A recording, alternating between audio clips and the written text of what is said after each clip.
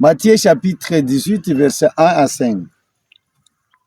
À cette heure-là, les disciples s'approchèrent de Jésus et lui dirent: Qui donc est le plus grand dans le royaume des cieux? Appelé un enfant, il les plança au milieu d'eux et dit: En vérité, je vous le déclare, si vous ne changez pas, si vous ne changez et ne devenez comme les enfants, non, vous n'entrerez pas dans le royaume des cieux. Celui-là donc qui se fera petit comme cet enfant, voilà le plus grand dans le royaume des cieux. Qui accueille à mon nom un enfant comme celui-là, m'accueille moi-même. Acclamons la parole de Dieu. Louange à toi, Seigneur Jésus-Christ. Mes frères et sœurs, aujourd'hui nous venons d'écouter combien de fois les disciples voulaient poser la question à Jésus pour connaître dans les royaumes des cieux qui est le plus grand, qui peut entrer dans le royaume des cieux. C'est ça la question que tout et chacun de nous se pose aussi au jour au jour. Alors, qui donc est le plus grand dans les royaumes des cieux? Jésus-Christ, il est clair dans tout ce qu'il voulait faire. Parce que nous sommes là pour suivre Jésus-Christ et mettre tout ce qu'il nous dit en pratique. Il a pris un enfant, il a placé cet enfant au milieu d'eux. Il a dit: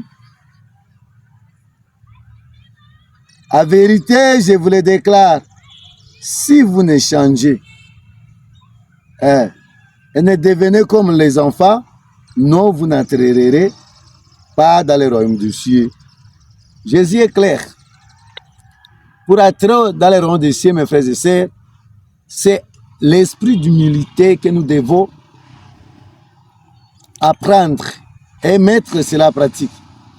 Ça, cet esprit-là, en tout cas, mes frères et sœurs, c'est trop difficile d'aller dans le royaume des cieux. Si nous voyons aussi la foi, et le sujet d'une quoi? D'une parabole qui révèle la vanité et la tromperie des adultes. C'est-à-dire, à travers les enfants, Jésus-Christ est en train de nous montrer réellement l'humilité est top. Ça, l'humilité, mes frères et sœurs, c'est très difficile d'entrer dans le royaume des cieux. Devenir comme un enfant, ce n'est pas facile. Parce que nous qui connaissons tout, aujourd'hui, Jésus nous dit clairement de devenir comme un enfant. C'est de devenir docile à la parole de Dieu, être ouvert. Il faut être ouvert pour écouter ce que le Seigneur Jésus-Christ a dit de dire. C'est ce qui est très important. Et accueillir dans la confiance l'enseignement de Jésus-Christ. Avec toute confiance, nous devons accueillir tout ce que Jésus-Christ est en train de nous enseigner au jour. Et ce qui est vraiment important.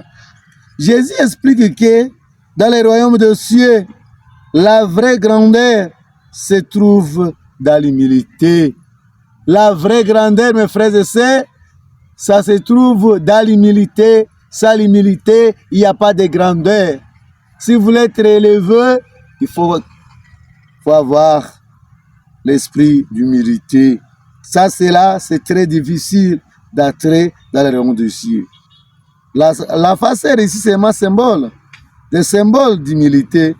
Parce qu'un enfant dépend des adultes à toutes choses. L'enfant dépend toujours de ses parents. Lorsque l'enfant est là, l'enfant connaît quand même son papa est là, il est tout. C'est-à-dire, il va demander auprès de qui? De son papa. C'est ça l'esprit d'humilité. C'est-à-dire, tu te laisses conduire par Dieu, tu te laisses guider par Dieu. Le tout vient de Dieu. Ça, lui, il n'y a rien chez moi. C'est ça l'esprit d'humilité que Jésus-Christ a dit d'apprendre à moi et à toi, mes frères et sœurs. Ça, c'est là, je ne sais pas si on peut se parler. On peut parler de qui? Alors, lorsque vous pouvez accueillir pareil enfant, c'est ça un vrai serviteur. C'est ça une qualité de serviteur de Dieu. Dès que vous allez recevoir pareille personne, vous avez déjà reçu Jésus-Christ. Mais contraire de ça, si vous allez accueillir d'autres à l'orgueiller, quelqu'un qui se dit, je suis Pomba, je suis grand, je dépasse tout le monde, hein? Cette personne que vous voulez l'accueillir chez vous, il ne faut pas s'attendre à une bénédiction. Je ne sais pas, vous pouvez vous attendre à quoi. Ça, c'est le reste, c'est le sacrement de Dieu. Alors, toi qui es en train de me suivre aujourd'hui, toi qui t'appelles serviteur de Dieu, est-ce que tu as même un quart d'humilité à toi? Parce que l'humilité, à travers l'humilité, vous devez laisser aussi. Là où vous avez des raisons, bon, vous allez abandonner aussi. L'humilité ne se défend même pas. Oui. L'humilité est là pour voir seulement pour oser. Tu peux avoir les raisons, tu as la force. C'est pas que tu as manqué la force, tu as tout. Mais tu te laisses seulement parce que tu portes l'esprit d'humilité à toi. Tu vis l'humilité. Tu parles d'humilité. Pour cette raison, le Seigneur est là pour te lever. Là, tu te fais abaisser. Tu te rabaisses au jour au jour. Au jour au jour, le Seigneur te lève toujours. Là, tu te mets vraiment trop supérieur. Tu seras abattu. Tu seras raversé jusqu'à faire fort de la terre. C'est ça ce que nous devons retenir aujourd'hui. C'est-à-dire, dans cette parole, Jésus-Christ est clair.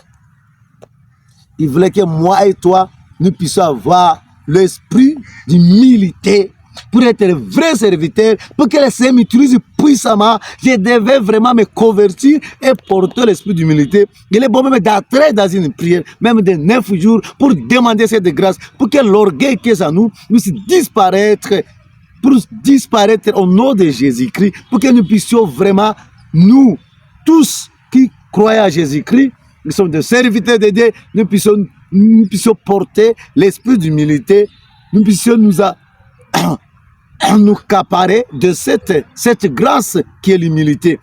L'Esprit Saint est là pour t'aider, mes frères et sœurs. Ça, l'Esprit de Dieu, je ne sais pas si nous serons qui, nous là-bas, qui a tout le pouvoir, mais tu laisses ça, tu t'abandonnes aussi, tu dis pas de problème, alors que la grâce de Dieu a de tout et chacun de nous. Abonnez-vous, c'est votre simple serviteur de Dieu de tous les jours. Berger Justin, que le Très-Haut me donne cette grâce, que le Très-Haut te donne cette grâce d'humilité, au nom de Jésus-Christ. Shalom, que le Très-Haut vous bénisse.